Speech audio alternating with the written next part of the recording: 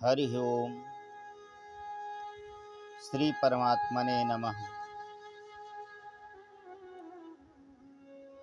श्रीमद्भागवत गीता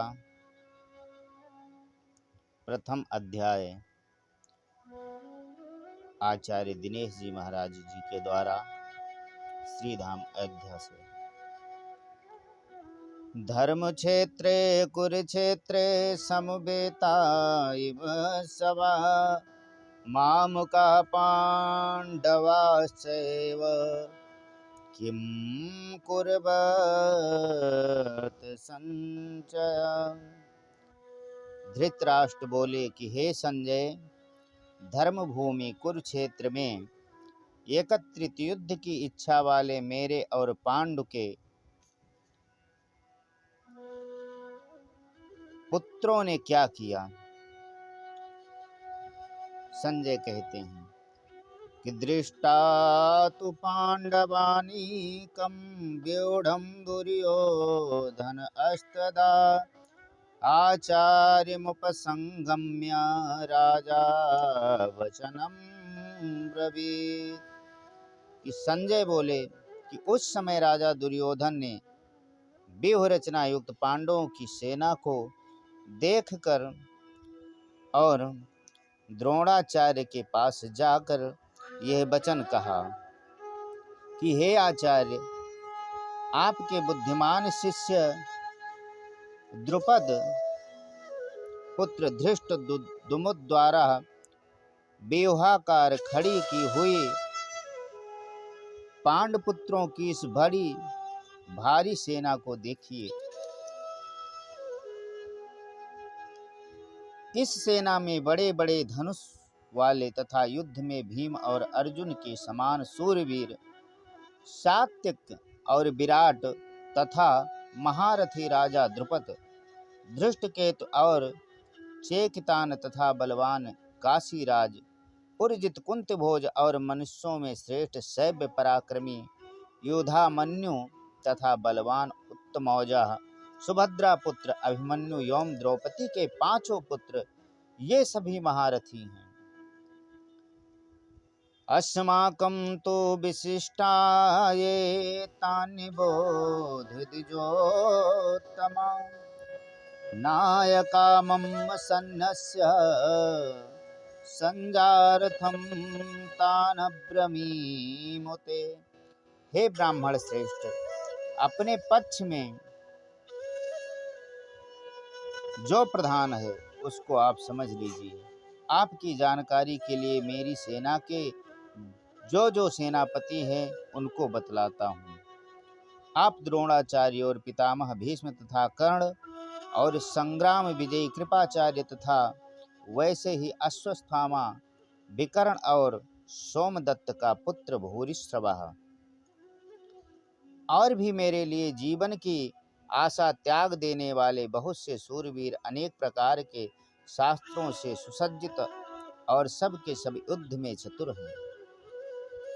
भीष्म पितामह द्वारा रक्षित हमारी वह सेना सब प्रकार से अजेय है और भीम द्वारा रक्षित इन लोगों की यह सेना जीतने में सुगम है। इसलिए सब मोर्चों पर अपनी अपनी जगह स्थित रहते हुए आप लोग सभी निसंदेह भीष्म पितामह की ही सब ओर से रक्षा करें। कौरव वृद्ध प्रतापी पितामह भीष्म ने उस दुर्योधन के हृदय में हर्ष उत्पन्न करते हुए उच्च स्वर से सिंह की दहाड़ के समान गरज कर शंख बजाया। इसके पश्चात शंख और नगारे तथा ढोल मृदंग और नरसिंह के आदि बाजे एक साथ ही बज उठे। उनका वो शब्द बड़ा भयंकर हुआ। इसके अंततर सफेद घोड़ों से उक्त उत्तम रथ में बैठे हुए श्री कृष्ण महाराज और अर्जुन ने भी अलौकिक शंख बजाए। पांचजन्यम ऋषिकेशो देवदत्तम धनंजय पौंड्रम दधमो महाशंखम भीमक्रमामृकोदरः। श्री कृष्ण महाराज ने पांचजन्य नामक अर्जुन ने, देवदत्त नामक भयानक कर्म वाले भीमसेन ने पौंड्र नामक महाशंख बजाया। कुंती पुत्र राजा युधिष्ठिर ने अनंत विजय नामक और नकुल तथा सहदेव सुघोष और मणिपुष्पक नामक शंख बजाए। श्रेष्ठ धनुष वाले काशीराज और महारथी शिखंडी एवं धृष्टद्युम्न तथा राजा विराट और अजय, सात्विक राजा द्रुपदी एवं द्रौपदी के पांचों पुत्र और बड़ी भुजा वाले सुभद्रा पुत्र अभिमन्यु, इन सभी ने हे राजन सब ओर से अलग अलग शंख बजाए और उन भयानक शब्द ने आकाश और पृथ्वी को भी गुंजाते हुए धार्त राष्ट्रों के अर्थात आपके पक्ष वालों के हृदय विदीर्ण कर दिए। हे राजन, इसके बाद कपिध्वज अर्जुन ने मोर्चा बांटकर डटे हुए धृतराष्ट्र संबंधियों को देखकर उस शस्त्र चलने की तैयारी के समय धनुष उठाकर ऋषिकेश श्री कृष्ण महाराज से यह वचन कहा कि हे अच्युत, मेरे रथ को दोनों सेनाओं के बीच में खड़ा कीजिए और जब तक कि मैं युद्ध क्षेत्र में डटे हुए युद्ध के अभिलाषी इन विपक्षी योद्धाओं को भली प्रकार देख लूं कि इस युद्ध रूप व्यापार में मुझे किन किन के साथ युद्ध करना योग्य है, तब तक उसे खड़ा रखिए। दुर्बुद्धि दुर्योधन का युद्ध में हित चाहने वाला जो ये राजा लोग इन सेना में आए हैं, इन युद्ध करने वालों को मैं देखूंगा। संजय बोले कि हे धृतराष्ट्र, अर्जुन द्वारा इस प्रकार कहे हुए महाराज श्री कृष्णचंद्र ने दोनों सेनाओं के बीच में भीष्म और द्रोणाचार्य के सामने तथा संपूर्ण राजाओं के सामने उत्तम रथ को खड़ा करके इस प्रकार कहा कि हे पार्थ, युद्ध के लिए जुटे हुए इन कौरवों को देख। इसके बाद प्रथापुत्र अर्जुन ने उन दोनों ही सेनाओं में स्थित ताऊ, चाचा, दादा, परदादा को, गुरुओं को, मामाओं को, भाइयों को और पुत्रों, पौत्रों तथा मित्रों को, ससुरों को और सुहृदों को भी देखा।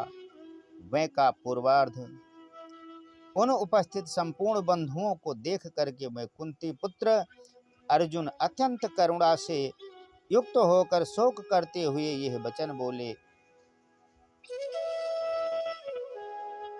कि हे कृष्ण, युद्ध क्षेत्र में डटे हुए युद्ध के अभिलाषी इस स्वजन समुदायों को देखकर मेरे अंग शिथिल हुए जा रहे हैं और मुख सूखा जा रहा है तथा मेरे शरीर में कंप एवं रोमांच हो रहा है। मेरा मन भ्रमित सा होता जा रहा है, इसलिए मैं खड़ा रहने में भी समर्थ नहीं हूँ।